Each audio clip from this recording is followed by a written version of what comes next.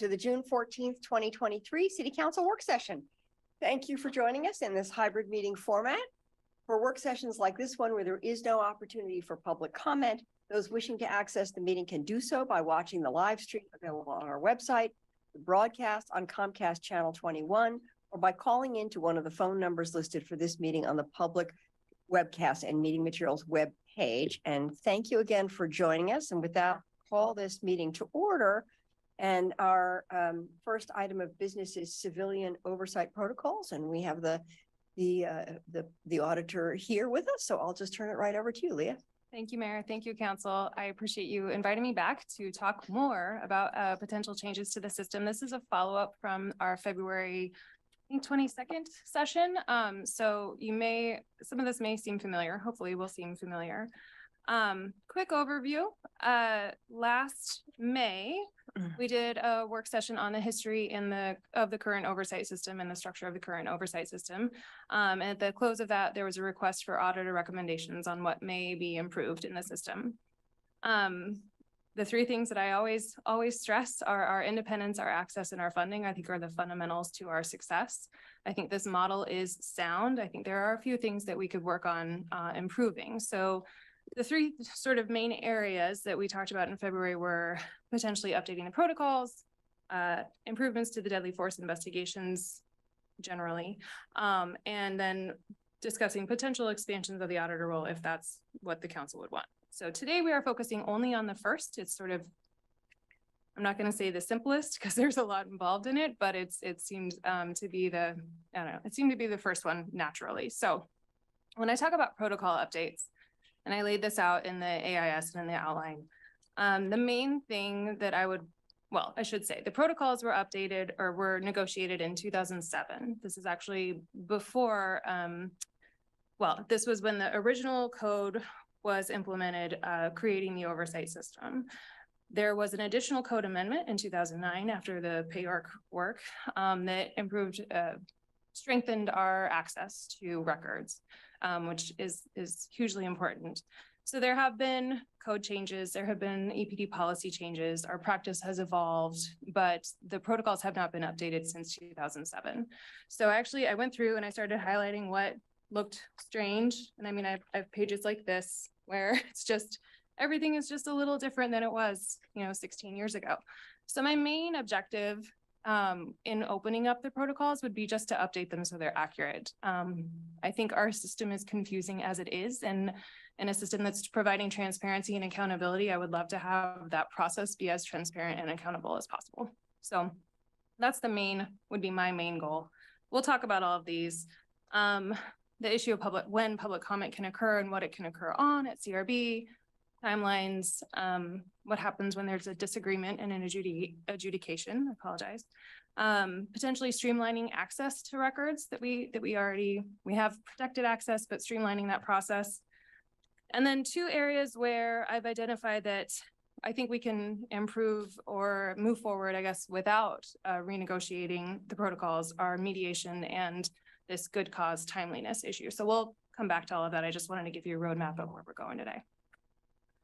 So number one, as I said, update the language. It's a little out of date. It just hasn't changed in a long time. I would love to bring that language up to date so it's accurate.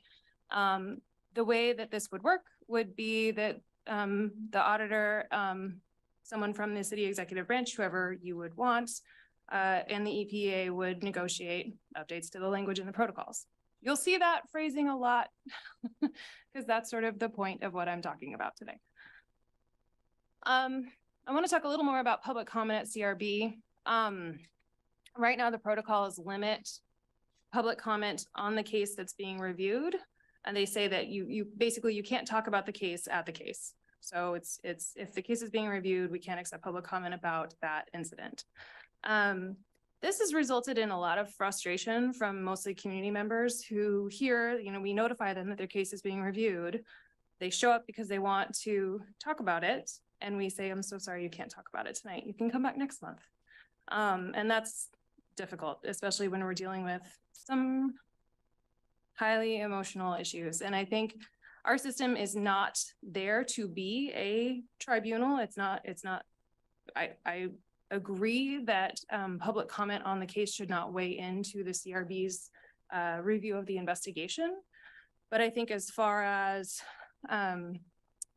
trust in the system, it would help if we could allow that, it maybe at a different point in the meeting, basically, is my suggestion, that we could do that public comment after the case has been reviewed, but it's still happening at the meeting. But again, that's something that would be negotiated. It's just, that's where I would go with it. And I don't know if the city and EPA would go there too. Accuracy of the timelines. This is one of those just sort of, it's just old. It's a little bit out of date, right? So 16 years ago, we didn't have body worn camera. We barely had in-car video. And now we review each for basically every investigation that comes in the door. I mean, I think, so for our community impact case, which is different, but there were 670 hours of video available to review. So I think our timelines just don't really reflect how our process works now. And it causes stress. I think when we are asking for extensions or people don't know what's going on, it causes stress, it causes uncertainty from both community members and the involved officers. So I would love to negotiate accurate timelines, or at least more flexible ones, right? That maybe people understand a little bit more about what's going on. The next issue would be disagreements and adjudications. This is an issue that came up in PAYORC. It came up in the ad hoc committee. Like, this is something that comes up so frequently, and it seems really clear that, I mean, there is no process that's available to the community about what happens when the auditor and the chief disagree on an adjudication. And I think it's actually healthy that we have those disagreements. And I'm not saying that the disagreement is a problem. I'm just saying that it would be helpful to have that transparency around the process, so the community can understand if there's a disagreement. Like currently, the chief is invited to CRB to come and talk to CRB about basically why they disagreed, or why, you know, and he and I can have a conversation, and it's in public and it's respectful, I promise. They're all available online. But just having a process out there so folks know that we understand that that's a concern. This is what happens. It's not a problem that there's a disagreement, because we can all talk about it. Streamlining access to videos. Again, I love, just so I can say, I love body worn video. I am not saying body worn video is a problem. I'm just saying we need to evolve our processes to allow for how much we use it and watch it and review it. So this is one of those where the code protects our access to information related to complaints. So when a complaint comes in, we ask EPD for reports and body worn and in-car video related to that incident. We review all of it so we can make an accurate preliminary, or do an accurate preliminary investigation and then make an accurate classification. EPD is so responsive. They are very, very helpful with that. It's IA staff who help us out with getting those videos and getting those reports. And I know that their workload has increased a lot just because of the frequency of video usage and the frequency of our complaints. So this is something where the system already tracks when we watch it, what we watch, what we're allowed to watch. So this is just sort of exploring how could we make that process perhaps more streamlined to save efficiency on the part of staff time, decrease workload, so we can be focusing on other things rather than giving auditors access to videos. And then this is, now we're on to the things that I want to work on regardless of the protocols. And number one is the mediation program. We've been working a lot over the last year to try to re-implement this or revision this or figure out a way for mediation to be more commonly used. I think having conversations around complaints is a really good way to actually start building community trust. The allegation investigation process is not really, it's not set up for like healing or understanding, right? It's very confrontational, but mediation where the reporting party and the officer are in a room and have a conversation about what happened has had great success. It just hasn't been used very frequently because it takes a lot of time. So I've looked at the protocols and looked at the EPA contract, and the EPA contract is actually the governing document for all of this. And it says that the auditor and EPA will trying to reestablish that program. I'm excited about it. I will keep you all posted on how that's going. I won't talk about that. It's a wondering, it's not a fact, so I'm not going to tell you guys. But yeah, so I'm looking forward to starting to use that more often, and just to offer hopefully a efficient, available mediation option for folks. And then the good cause issue. We have timeliness limits set out by in ordinance that I think are very reasonable. Service complaints, minor misconduct must be received within 60 days. Major misconduct must be received within 6 months, except for good cause. Historically, we've interpreted good cause very, very strictly, and we also haven't really made that definition or that interpretation available anywhere. So I want to do some workarounds, not workarounds, but work around clarifying how we use good cause, what that actually means. Is it you're in a coma? Is it you're in jail? What actually do we want to use as good cause, and then make that definition available for folks. So that would be, I would love to consult with city attorney on that. Sorry. But move forward with just having that, again, providing that transparency to the community around what is good cause, how do we use it, what's available there. I think I did faster than in February, but that's it. Please hit me with questions. Okay, thank you very much. This was a little dazzling when you went through it in the last meeting, and this is much clearer to me. So I mean, you've contained the topic, first of all, for our benefit, and secondly, I think the way you've explained it is really helpful. So do I have counselors with questions or comments?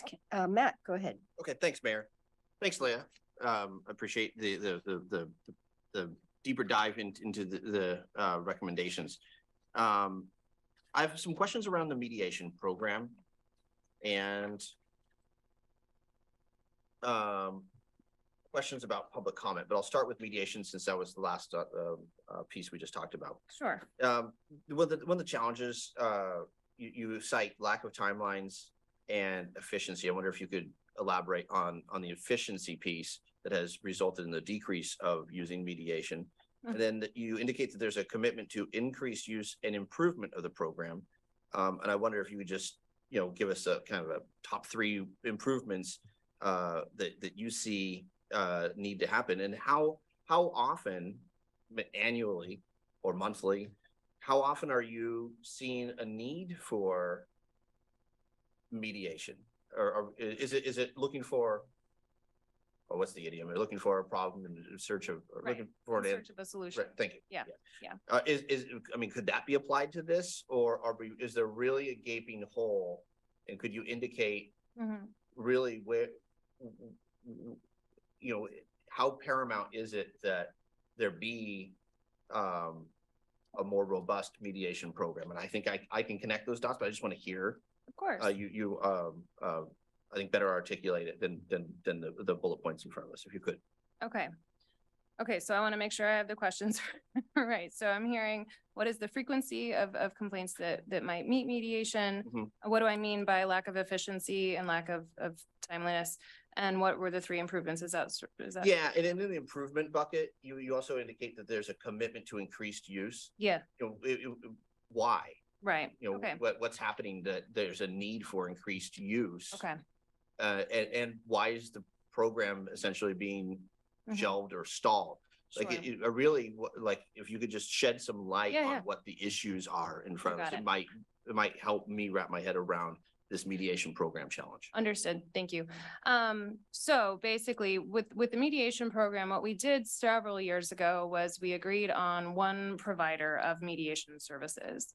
And that was Mark and I, and a decade ago, with EPA agreed, okay, let's use this vendor and we will move forward with mediation services.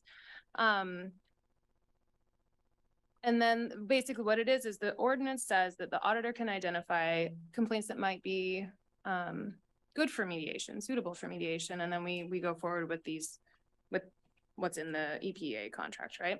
So basically we agreed on one. The EPA contract requires that we talk about the list annually. That just has never happened. So basically we had this one vendor scheduling took a very, very long time in the vast majority of those incidents. So we would have, the vendor is trying to schedule with the reporting party and the involved officer. It can be difficult to get those folks together, but it just took a really long time. And then we had mediations happening, 6 months after the incident, which is just not as effective, right? And the folks who did participate in it thought it was wonderful. Like I've had great feedback from officers who took part in it, great feedback from the reporting parties. What mediation does, I should clarify, is in cases of an allegation of misconduct, so potentially a serious violation of policy, right? Mediation takes the place of investigation, of adjudication, and of discipline. If the officer and the reporting party show up and participate, then the complaint is closed as mediated. So they don't go through, the idea is they don't go through this lengthy investigation, this stressful adjudication and discipline period, and hopefully it's taken care of a little bit quicker. In appropriate cases, I want to stress that. So because it was taken so long, we just started to refer fewer and fewer for mediation. And typically not ever referring like service complaint, lower level things for mediation, even though I think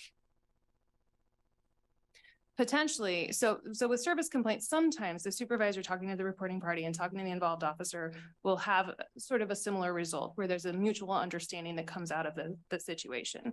But I think having a trained mediator do that work would likely have a higher degree of success. And we're seeing a sort of decrease in satisfaction in our customer satisfaction surveys that we send out. We also don't get a whole lot of them back. So that's why I don't always report them to you, because I don't know how statistically significant those are. So painting the picture, it's just taken a long time. We refer fewer for mediation. In the last year, we've tried a few different models where if I'm the reporting party, for instance, if I've initiated the complaint, I've had a mediation with the involved employee and with a EPD supervisor. I think varying levels of success, but I think my goal in this is just my knowledge that a conversation where learning can happen is far more likely to result in changed behavior than this combative investigative process where basically I say, you did this, and they say, no, I didn't do this. And then we talk about it. And then there's this whole thing. I mean, it's just not, the investigative process, I don't think it's too defensive for mutual understanding to come out of it. So that was long-winded, sorry. The improvements that I see, I would love to see just an actual longer list of available mediators who we agree on. I think that will help speed up the process because we won't be dependent on one person or one group of people to actually do the scheduling. I would also love to see increased use of it. So if I know that this is actually taken care of within a month or so, I will refer more complaints for mediation. That doesn't mean that officers will always agree that they want to do mediation or that reporting parties will either. But I think if I have trust that the process can actually happen fairly quickly, that's going to help me use this more frequently. But I don't know, those are the two things I would love to do. I think that, I mean, if I'm really going to get sort of big picture philosophical, what I saw in 2020 and what I've seen over the last 3 years really, but more over the course of my career is there's the national narrative of policing that is eroding trust constantly. And if we can have a place where people actually have conversations and you don't have an action figure in a police uniform, but you have a person sitting across the table from you and you can actually have a conversation and understand the other person's point of view, then that's going to actually build trust and we're going to get to a better place here. And I don't know if it'll go elsewhere, but that's what I would love to see. Thank you. It helps me recognize the value and your enthusiasm for mediation. Appreciate it. In your time in the office, both in your role as police auditor, the interim role prior to that, and your role as deputy to Mark prior to that, how often has mediation been used on an annual basis? I would need to look at specific numbers. I know Mark and I did sort of a push before 2015, and things started to slow down and it kind of died off. Sorry. I don't know what is Alan signaling me? No, I'm trying to knock over my microphone and Fight with this microphone. Oh, got it. Okay. kind of a Keystone Cops thing. Sorry, No, got it's okay. I distracted. thought there was an explosion happening didn't over know there. what was happening. No, so And then I think honestly, in my time as interim auditor, it was one of those things where when I had eyes on, I was doing, every complaint for 10 months when I was the only person in the office. And I was like, man, I really wish we could make a conversation happen about this. And I can't make it happen right now because we don't have a mediator and I was strapped. And so just as we've sort of built back up to a functioning, humming office, I've been like, this is a priority. I think this is actually a really good way forward. So ballpark though, it's less than 5. Ballpark, I would say we would do 5, probably 5-ish back in the heyday. Like, But I in a would year? say, yeah, Or but just- I would say like ones that I could refer for mediation now, much higher. Okay. Once we have a program humming, I would imagine it's probably more at least 20 to 30. wow, okay. And I'm sitting, that's not all allegations because we don't have that many allegations. That's if we could expand it so it's being used for incident review level things, inquiry level things, if that makes sense. I know that's getting into the nitty gritty of my job a little bit, but. Yeah. Okay. My notes, I mean, you talked about the public comment piece, so I'm not going to go there. I think it's pretty clear if there's a case being it's under review, that makes sense if folks are limited into what they Yeah. can say about it. But the mediation program, the good cause and timelines, my notes indicate that that's not an insignificant endeavor. Please No. explain. So you have, I appreciate the elaboration. Okay, thank you. Okay, thank you. Randy and then Alan. Thank you, Mayor. Thank you, Leah, for the presentation and the AIS. My questions are mostly around the mediation program as well, but I think most of my questions were answered in the exchange that happened. With no mediation program really being in effect right now, how are we handling those cases? Well, basically, if it's an allegation level complaint, we're just doing the investigation for the most part. As I said, we tried the thing with where I was the reporting party and we tried a mediation with an EPD supervisor as the mediator. I was glad to have the conversation, right? I wouldn't talk about what happened in there. I was glad to have that option. I was really grateful that the union and the department were open to trying that. And I think that frankly, the workload for IA investigators is not such that they could act as mediators also. And I think for community complaints, we need to have independent mediators for community to really have trust in that process. So I appreciated that. And I think we should actually look at the program as it was intended and actually try to get it as a robust program and then see maybe where we should, if there's areas that we need to shift on it. Does that make sense? It does. I think mediation is a great tool, but I would be concerned of expanding parameters to where all of a sudden, anytime somebody disagreed, all of a sudden we're in mediation. I think that would take a good concept and a program that can help and be functional and turn it into a nightmare of trying to process all of these. So what I would like to see, and I'm just one counselor, but I would like to see, some kind of a criteria Mhm. that a case has to meet before you go into the formal mediation process. Sure. And, establish that with a cool head when we're not in the heat of an issue. Just so that we are just judiciously using the mediation process, I think would be important. I appreciate that. I like that. I think, so currently, just the way it's set up and it just hasn't been used that often is if I think, someone in our office thinks it's likely a good candidate for mediation, then we suggest to the officer and we suggest to the community member that they might be able to do this. And then they have to agree. And if they don't both want to do it, then we move forward with the complaint as is. So that helps a little bit, but it's not criteria. And I do hear that. I appreciate that. Well, I think the other thing with the criteria, people know what to expect. That could Yeah. be a handout that's given them for the criteria for mediation. Right. If it satisfaction isn't reached, Mhm. mutual satisfaction. But I would just be concerned having, here's an option that's out there, and Right. then it could create a set of expectations that I don't know are realistic, Right. given the resources available. Understood. Yeah. Yeah. I appreciate that. Good. All right, that's all I had. Thank you very much. Thank you. Okay, Alan and then Mike. Yeah, thanks. Mike and I were the only two around at the time when this was being put into place back in the day. I participated in the pay arc. I don't know if Mike did. have a long history with this. So I think it's appropriate to update the civilian oversight protocols from 2007. But of course, the specifics are important. I think this is a very sound model. It works. It's the model that other communities come to our city to find out how to make it work. That happens all the time. And I don't think it needs a wholesale changes, but it can be improved.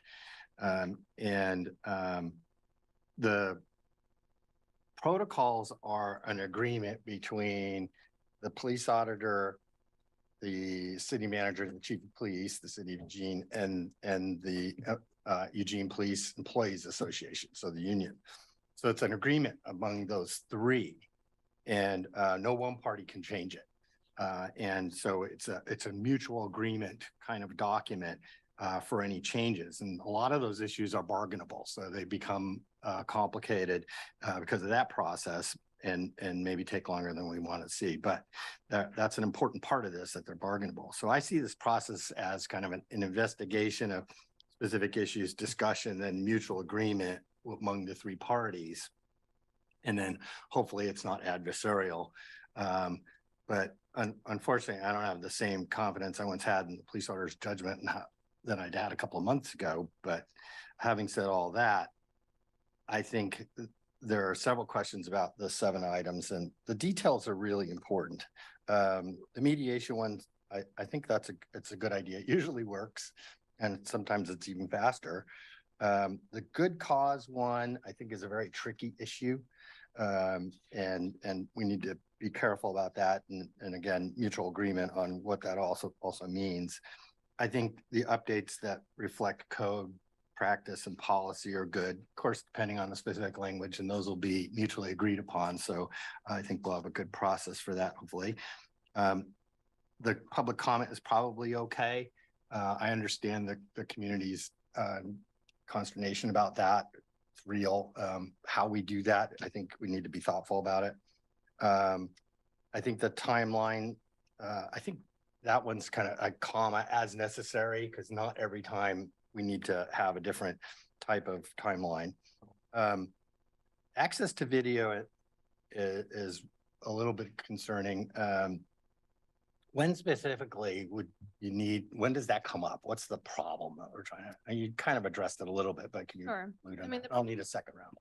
Sorry, the problem is that we end up asking for, so we get 350-ish complaints a year. We review about 150 uses of force.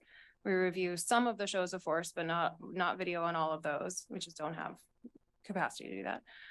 We review pursuit videos. So that is, and right now we have 10 pursuits this year. So just for numbers, that's sort of the ballpark of where we are. So every time we see those in the database or the complaint comes in, we ask for related videos and reports from EPD.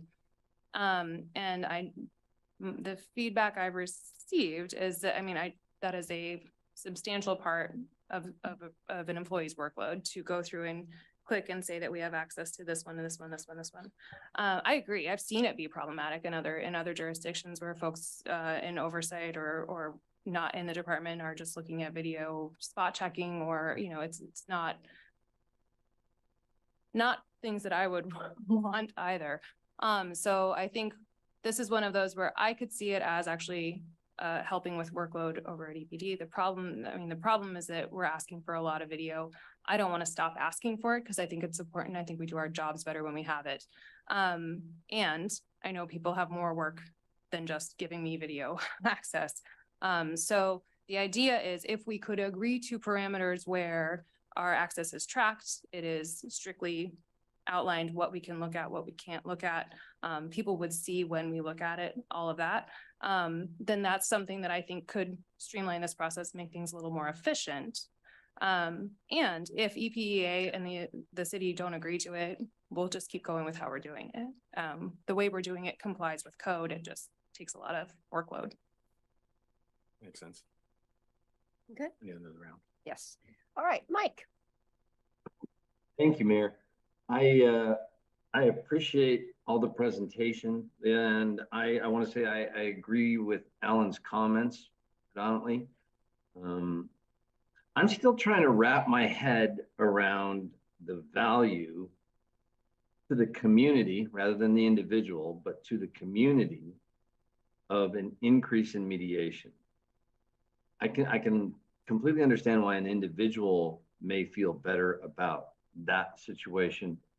But my understanding is that the program in the first place exists to build trust with the community as a whole, because no particular interaction could be hidden and not properly investigated, because the program exists to say the community and essentially the council through the auditor have a right to look at all the facts of a particular interaction and judge whether or not the police investigated themselves appropriately or not. And that as a whole builds community trust that nothing can be hidden. But I'm still trying to understand the value to the community of increased mediation. Can you help me with that? I can try. I can also, I guess what I would like, what comes up in that for me is that I don't want to change the mediation program that was outlined. I just want to use it more often. Right. So part of this is just me checking in with you all. Right. And why would that benefit? I see what you're saying. And I think it's a really good question. I'm wondering how we could provide the individual though. I mean, I absolutely get right. Right. I'm wondering if we could, sorry, Mike, I apologize. I'm wondering if we could come up with, A, more specific criteria for when it would be used, or B, reporting, like basically looking at it as sort of, we're trying to do this again, we're trying to reestablish this program. We could report out, this case was referred for mediation and these are sort of the facts of it. So nothing is hidden. So there's transparency around what was sent to mediation, but then the specific conversation that occurs in mediation remains protected. Hypothetically, what creates the best scenario for mediation? Hypothetically, it's where there's a misunderstanding. Can you define misunderstanding a little better? Sure. So, use of force is not typically one, but often, I would say constitutional rights. So a lot of folks have internal understanding of their constitutional rights, what establishes probable cause and what doesn't, that is different from law enforcement's typical training or understanding of what is probable cause, right? And so there's often an instance where, I mean, not often, but there theoretically could be a misunderstanding of, this person just ran up to me and handcuffed me and I have no idea why, and that was completely out of line. I didn't do anything wrong. And the officer has a suspect description that fits this person in this area. The person was running or, something, and there's an explanation, and that actually just having a conversation. And honestly, when we've seen these happen at the scene, like if a supervisor shows up and sort of explains it, then it never comes to my office at all, right? So the value is that it helps the community member understand the law more appropriately? It helps the community member understand law enforcement's point of view. And I think it also does help law enforcement understand community point of view, because I think most of what I've seen is law enforcement tends to deal with a certain percentage of the community. And I would say a law enforcement officer has a frequent interaction where they see someone and they run up to them and arrest them, right?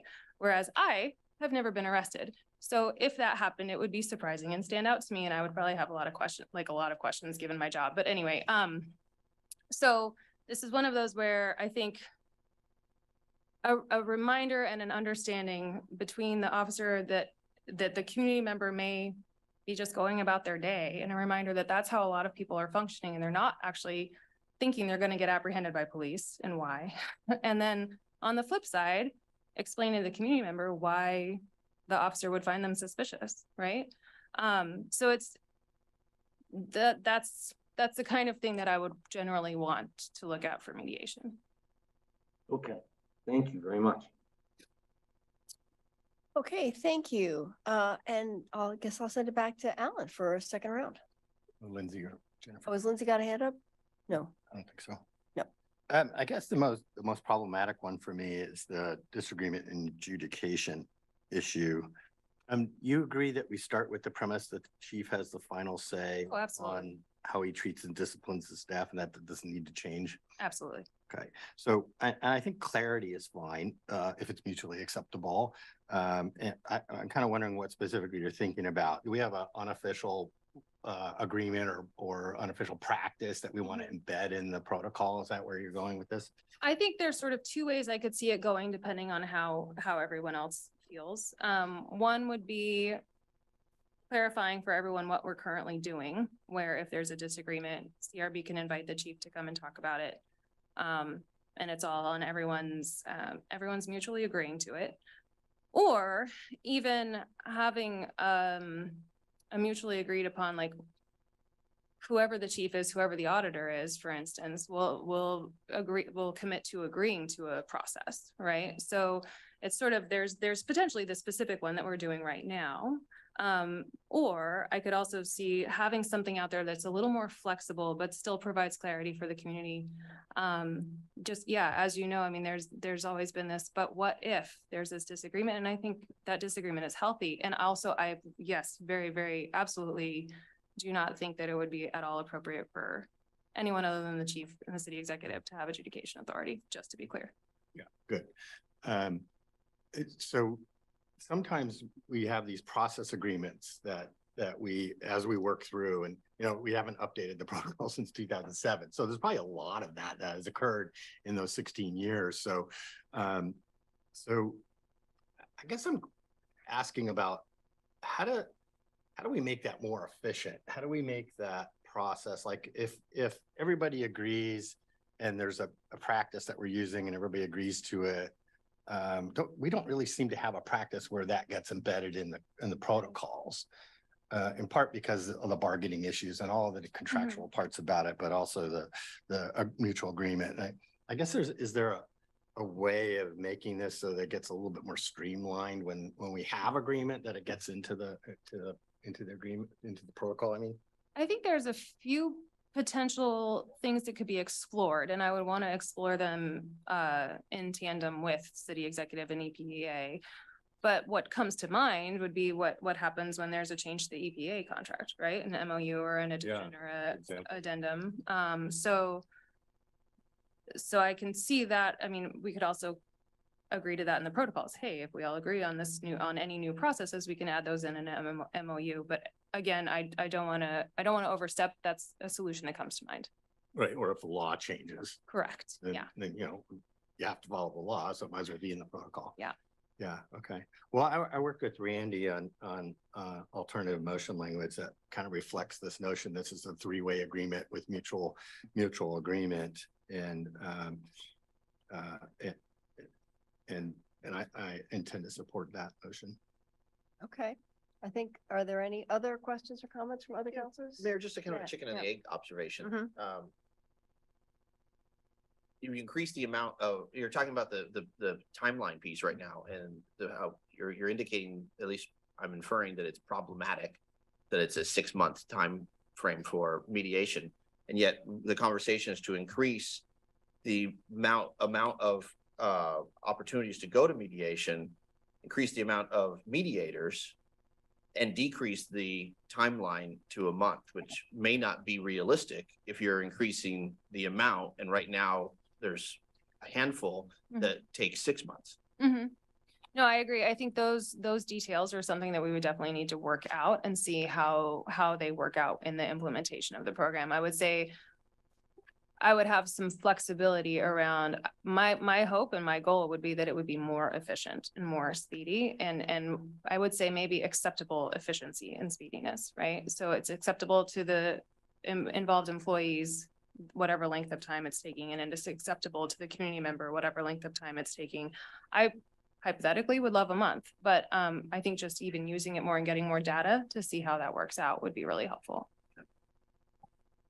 Okay, I see Mike, second round. Thank you, Mayor. Another thought that comes to mind, and this is if Alan's language is more of a three-way agreement than a directive from council. I I would be more comfortable with that as well, because there's some considerations in this that I don't have answers for, and I don't have the facts to be able to judge. We have a shortage of officer hours for police officers working on the street.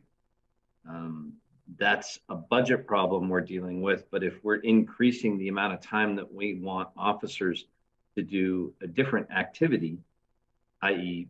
spending more time in mediation under certain circumstances, it implies perhaps a decrease in number of officer hours on the street. And I would want the chief to be the judge of when that's appropriate and when it's not. So I would tend to support something that changes these protocols where everybody who has a part of the system has their say on whether it's acceptable to. So thank you. Okay, thank you. Randy? Thank you, Mayor. And just to pick up on what Councilor Clark just said, that was my intent when I was saying, I think we need a specific criteria of how mediation is applied. And I really think that will actually help you as well. But it will also address concern of overutilization of the process. All right, with that, I'm not seeing any other hands raised. So I think Alan, or actually Randy, you have the motion in hand. Thank you. Thank you, Mayor.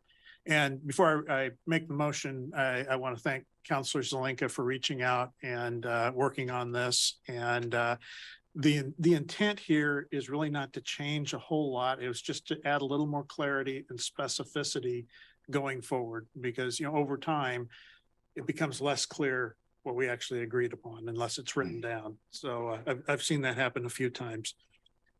With that said, move to direct the police auditor to work with the city manager, police chief, and Eugene Police Employee Association to develop mutually acceptable resolutions on the 7 issues discussed in the AIS and amend the civilian oversight protocols as appropriate. Second. Okay, any discussion, questions about that? Jennifer? Yeah, sorry I don't have my camera on. I'm sick and I apologize. My question is, I don't know who can answer this, but when we make these changes, I don't know, does the police chief normally have to agree, or is it just the staff as a whole and the auditor and then the union? Yeah. It sounds like the motion is implying that he also has to agree, like him specifically. Is that true? When I went back and this is Catherine, I looked at the way it was, the 2007 protocols came about, and it was, the police chief was very much involved in those discussions. And so it's not as though one person holds kind of the veto card, but all those discussions are trying to reach a mutually acceptable process and all of those things. And the 2007 ones that are in front of you right now did involve the police chief, the police auditor, and EPEA. Okay, and is that what and the motion implies that that no one has veto power? It's just a conversation and work it out, kind of like you said. Is that accurate? Well, and so it's not as though if it is reaching mutually agreeable, that means that everybody's, you know, they've reached a process that they can all get on board with. So I wouldn't want to say that nobody has independent veto power. It's just that it was always that a kind of a triangulated conversation to reach something that everybody can live with. Okay, so this feels the same to you more or less. It does, yes. Okay, I just wanted to make sure. Sorry, I'm a little sick, so I want to make sure I understand. No, it's a good question. I went back and checked out what happened in 2007 because I anticipated this question being asked. All right, thank you so much. Okay, thank you. Mike? Thank you, Mayor. I actually want to ask the question exactly opposite of Jennifer, because I'm actually not in favor of voting for it unless everybody at the table has veto power to force the fact that there has to be agreement before actions can move forward. That's question number 1. Do I understand that right? Without agreement at the table, nothing moves forward? Yeah, I would say yes. Okay. Yes. Okay.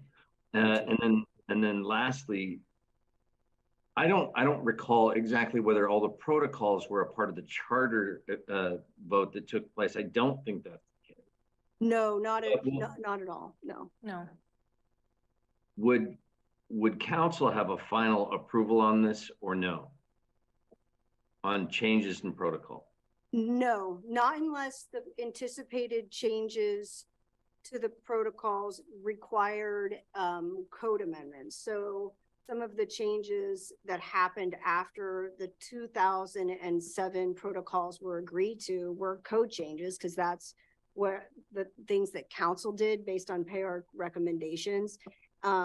But the protocols themselves, I didn't see any record of them ever coming back to council for approval, because that's the way you actually changed the protocols was changing your code, and the code takes priority over the protocols. And so ultimately that is where your process and authority lives. Okay, thank you very much. Okay, Randy. Thank you, Mayor. I'd like to remind us that there is a veto piece involved in this, and it has to do around the collective bargaining agreement with EPEA. And that's protected under the Public Employees Collective Bargaining Act. So I just want to make sure we're really clear on our legal obligations there, and that having EPA on board and being able to work through this process and not put anything in place that would suggest that we could breach their bargaining rights. Thank you. Okay, thank you. So the motion is on the table. It's been seconded. All in favor, please raise your hands. 1, 2, 3, 4, 5, 6, 7. That passes unanimously. And thank you very much for this work. I just wanted to close and say some of this work was an outgrowth of what we heard from the Ad Hoc Committee on Police Policies. And so I just appreciate that this was a very sort of surgical and thoughtful effort to be responsive to those concerns and find those places where there could be amendments and updating. And so I really appreciate your work on this, and I appreciate the thoughtful comments from council. And thank you very much for that.